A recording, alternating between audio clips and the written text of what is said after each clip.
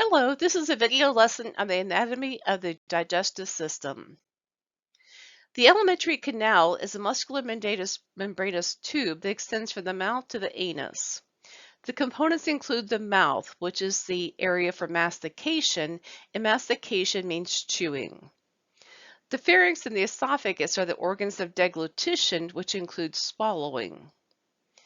The stomach is where digestion begins, and the small intestine is where digestion is completed, mostly in the duodenum. The large intestine terminates at the anus, and it's the organ of digestion and water absorption. The first division of the digestive system is the mouth. The oral cavity the roof is formed by the hard and soft palates, and the floor is formed by the tongue. The hard palate is the anteriormost portion of the roof of the oral cavity.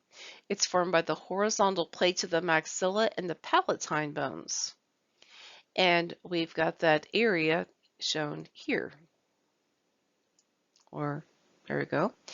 And so the anterior and lateral boundaries are formed by the inner wall of the maxillary alveolar processes, which extends superiorly and medially to blend with the horizontal processes.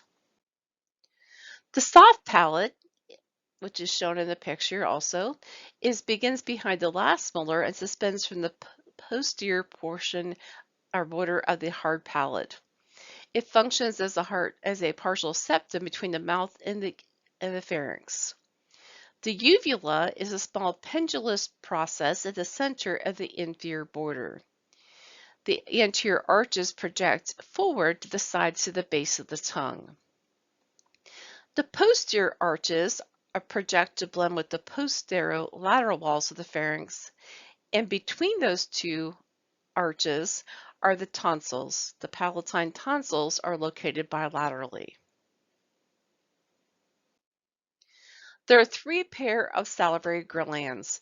First of all, we have the largest one is the parotid gland. The next is the submandibular gland, which is located beneath the mandible, and then the sublingual glands. They produce about 1 liter of saliva per day, and each gland is composed of numerous lobes, and each lobe contains small lobules. The whole gland is held together by connective tissue and a fine network of blood vessels and ducts. The pharynx serves as a passageway for both air and food and is part of two systems, both the respiratory and the digestive. It's the musculomembranous tubular structure located in front of the vertebra and behind the nose, the mouth, and the larynx, and it's approximately 5 inches in length. The pharynx extends from the inferior body of the sphenoid bone and the basilar portion of the occipital bone and extends to C6, C7. At the level of C6, C7, it becomes continuous with the esophagus, and it is divided into three portions, which we'll take a look at. The epiglottis itself is situated above the laryngeal entrance, and its purpose is to prevent food from passing into the larynx during swallowing. The nasopharynx, which is going to be located behind the nose, it's behind both the soft and hard palates. The upper part of the hard palate forms the floor of the nasopharynx. It communicates anteriorly with the posterior apertures of the nose. The oropharynx is located behind the mouth, oro means mouth. It's the area of the pharynx extending from the soft palate to the hyoid bone. And the base of the tongue forms the anterior wall. And then there's the laryngeal pharynx, which is the last part. It lies posterior to the larynx, and its anterior wall is formed by the posterior surface of the larynx. It extends inferiorly to become continuous with the esophagus. The esophagus is a muscular tube about 10 inches long and 3/4 inch in diameter. It lies in the mid-sagittal plane and begins at C6. Here's the cervical portion of the esophagus. It passes through the diaphragm, which is at T10, and ends at T11, which is the location of the cardiac opening of the stomach. It functions to convey food and saliva from the laryngopharynx to the stomach. The stomach is a dilated sac-like portion of the digestive tract extending between the esophagus and the small intestine. Its first part is referred to as the cardia. It's a section surrounding the esophageal opening. Then there's the fundus, which is the most superior portion that fills the dome of the left hemodiaphragm. The body is located between the fundus and the pyloric portion, and it contains internally numerous longitudinal folds called rugae. And then there's the pyloric portion, which includes the pyloric antrum and the pyloric canal. So the pyloric antrum is this portion here, and there's the pyloric canal. So that's the area of the pyloric portion, right before or superior to the duodenum. Starting off with the lesser curvature, which is the right medial border, that's the smaller border. We have a greater curvature, which is on the other side. It's the left lateral border. There's the cardiac notch, which is a sharp angle at the esophagogastric junction. There's exit and entrance controlled by sphincters. So there's a cardiac sphincter, which is a muscle. So the cardiac orifice is the opening for between the esophagus and the stomach, and the cardiac sphincter is a muscle that controls the cardiac orifice.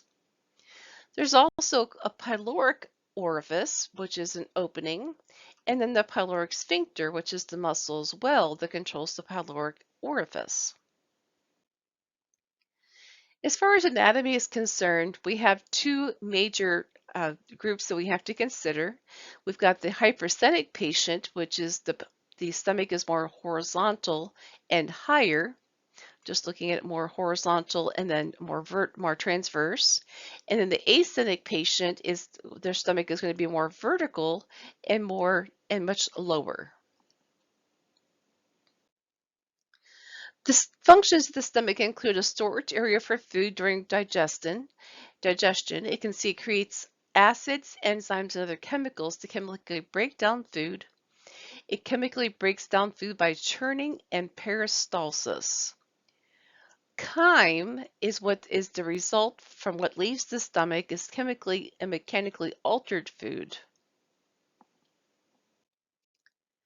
Peristalsis are the contraction ways by which the digestive tube propels contents toward the rectum. There are 3 or 4 ways per minute that occur in the filled stomach. The emptying time for the stomach is approximately 2 to 3 hours. The small intestine extends from the pyloric sphincter to the ileocecal valve. The function is digestion and absorption of food. The average length of the adult small intestine is 22 feet. Its diameter begins with the duodenum at about 1.5 inches in diameter, to the remainder being about 1 inch in diameter. The 3 sections are the duodenums that I've already circled, the jejunum, which is mostly in the left lower quadrant, is on the left side mostly, and the ileum is mostly in the right lower quadrant. The mucosa contained villi, and villi are like cilia, but they're finger-like projections that assist in digestion and absorption. The duodenum is 8 to 10 inches long and is the widest part of the small intestine. It's C-shaped. It has 4 sections. The first is called the superior portion, which is the top up here, called the duodenal bulb. The second is the descending portion, where it comes down. And the second part's going to pass inferiorly along the head of the pancreas and under the liver. The common bile duct unites with the pancreatic duct to form the hepatopancreatic ampulla, also known as the ampulla vator, and that opens on the greater duodenal in the duodenum. So this is where this all happens, right here in the second portion.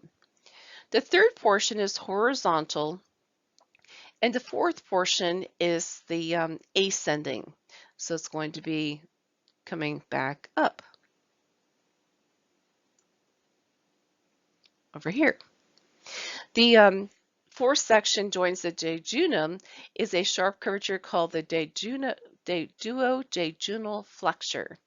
This flexure is supported by the suspense muscle of the duodenum called ligament of Treves. Okay, the duodenum, we can see that we have that C-shape appearance, and we can also see that the ducts and the pancreas are also very much around surrounding the duodenum. So the looking at the duodenum, we have the pyloric portion, the first part of the duodenum. Here's the gallbladder along with the cystic duct, the common hepatic duct. Here's the common bile duct coming down, and then the pancreatic duct coming across here with the opening into the duodenum. This is an image of the common bile duct showing from where it empties into the duodenum from the major duodenal papilla. We can see the pancreatic duct and the common bile duct, and then the hepatopancreatic ampulla. And then this area in pink here is the duodenum. And then here's another picture showing the duodenum with the common hepatic duct, then showing the common bile duct coming down here, and then joining with the pancreatic duct coming across. And then again, there's the hepatopancreatic ampulla, and there's the papilla, where the opening goes into the duodenum. And here's a picture showing how the pancreas is all surrounded within it too. And here's the villi that we were talking about earlier as well. The jejunum is forms the upper 2/5 of the small intestine. It's shown here in purple. And the ileum is the lower 3/5 of the small intestine. Both are gathered into freely movable loops called gyri. They're attached to the posterior wall by the mesentery. The gyri lie in the central and lower abdominal cavity within the arch of the large intestine.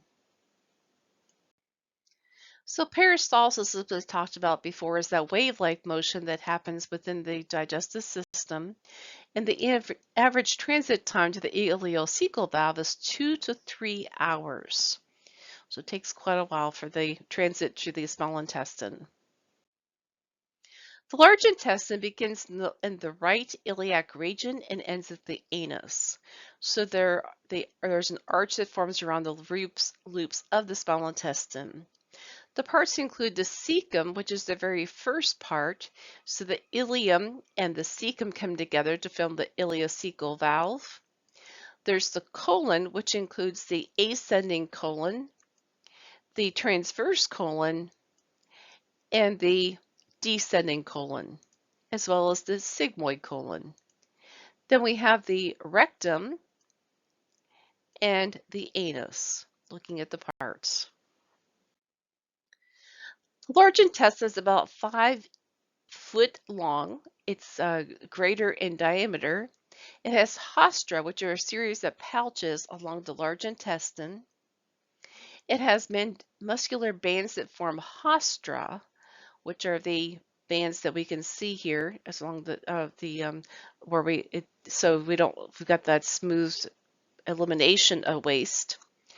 The functions of the large intestine is reabsorption of fluids and elimination of waste products. And the cecum is a portion that we have to discuss, is just that portion right here. It's actually the 2.5 inches long and 3 inches in diameter. It's a pouch-like portion below the junction of the ileum and the colon. The variform appendix is attached to the posterior lateral side of the cecum. And so just taking a look at that, where that's located. Now the colon has 4 portions, as I mentioned earlier. It has the ascending colon, the transverse colon, the descending colon, and then the sigmoid colon. The ascending colon passes superiorly from the junction with the cecum, underside of the liver, and is on the right side of the body. So this is the right side over here. and here's the left side. So this is referred to as the right colic flexure. We have the transverse colon, which is going to be located between the two flexures.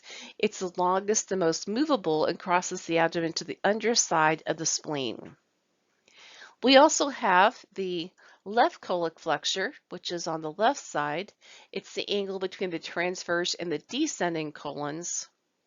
Then there's the descending colon, which is where we have passage from inferiorly and medially to junction with the sigmoid, and it's on the left side of the body. And then finally, we have the sigmoid, which is an S-shaped loop, ends in the rectum at the level of S3. So one way to remember this is we have ascending, which is AC, in alphabetical order, going to DC, ACDC, also the band, to remember that the AC is on the right side and the descending colon is on the left side. The rectum extends from the sigmoid to the anal canal. So here's the rectum, there's the anal canal, and then it terminates at the anus. The large intestine varies greatly in size, and body habitus is a great factor. The liver is the largest gland in the body. Its job is to produce bile. It produces bile at a rate of 1 to 3 pints per day. The bile is collected from the liver cells by ducts and carried to the gallbladder for temporary storage, or it is poured into the duodenum through the common bile duct. The gallbladder is a thin-walled musculomembranous sac. It's located in the inferior surface of the right lobe of the liver, and it stores bile, about 3 ounces of bile in total. Muscular contraction of the gallbladder is activated by a hormone called cholecystokinin. The parts are the neck, which is the lower portion down here. It connects to the body, and then the fundus is over at the end. The location is the inferior surface of the right lobe of the liver, and its position does vary with body habitus. Its function, as mentioned before, is to store, and that it also concentrates bile. Looking at the position of the gallbladder in your patients with various body habitus, you can see the patient who's hypersthenic, the gallbladder is located very superior and very lateral. On the asthenic patient is very medially and very low, just looking at the body habitus and the difference in how the gallbladder is positioned. So taking a look at the next portion, which is the gallbladder, we have the cystic duct coming off the gallbladder, and then we have the hepatic ducts coming from the liver, which will be joining down. And then here's the common bile duct like we talked about before, the pancreatic duct. This is the hepatopancreatic ampulla, and then the major duodenal papilla emptying into the duodenum. So just to talk about the liver and the biliary system, we have the right and the hepatic ducts form the common hepatic duct. The common hepatic duct and the cystic duct combine or joined to form the common bile duct. The common bile duct joins the pancreatic duct. Together they empty into the hepatopancreatic ampulla called the ampulla vator, and the ampulla is controlled by the sphincter of the hepatopancreatic ampulla, otherwise called the sphincter of Oddi. Taking a look at the different parts, we have the right hepatic duct and the left hepatic duct that are labeled here. We have the cystic duct, which is coming from the gallbladder, and the two hepatic ducts, the right and the left, come together to form the common hepatic duct. So that's what its job is the common hepatic duct. Then the cystic duct and the common hepatic duct come together and they form the common bile duct. The common bile duct extends down to where it then joins with the pancreatic duct. And that's what it's doing here. This is the pancreatic duct. And together they come down and they have the hepatopancreatic ampulla, and then eventually we get down to the ampulla of Vater. Now the pancreas is the exocrine gland of portion, there's an exocrine portion of the gland which produces pancreatic juice that acts on proteins, fats, and carbohydrates, and it produces digestive juices that are secreted into the duodenum. The endocrine portion of the gland produces hormones that are specifically insulin and glucagon. As it is an important gland because it has both an exocrine and an endocrine portion. Now, the spleen has nothing to do with the digestive system. It's a completely ductless gland that produces lymphocytes and stores and removes dead or dying red blood cells, but it's mentioned with the digestive system because it certainly is right in the location of the digestive system. And here's an image, like a cross-sectional image, looking at the size of the liver. Here's the duodenum, the stomach, looking from the side view.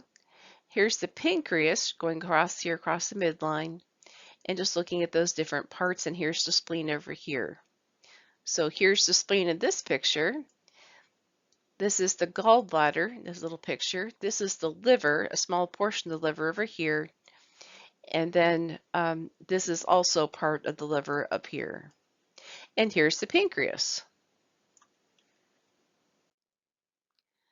So contrast media, we're looking at the radiographic demonstration. The alimentary canal requires the use of contrast media with single contrast, which can be barium sulfate, water-soluble iodine if your patient has a perforation, air carbon dioxide if you're reducing or doing reducing an intussusception for single contrast.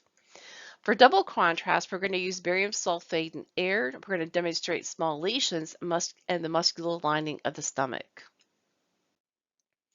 Barium sulfate is universally used in examinations of the alimentary canal. It's a dry powder or liquid. It's available in different concentrations and is mixed with plain water.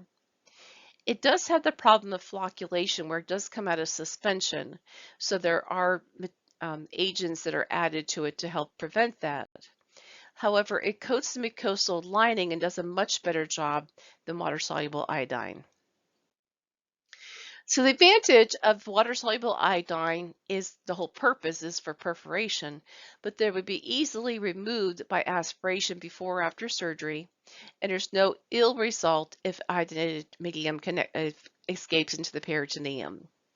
The disadvantage is its bitter taste if you have to drink it, hyperosmolar because it moves excess fluid into the GI tract lumen, and iodinated solutions become diluted in the small intestines so clear anatomic detail cannot be seen.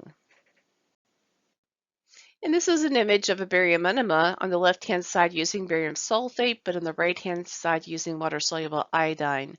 So it is noticeable, fairly noticeable that the barium sulfate does a much better job coating the mucosa lining of the colon.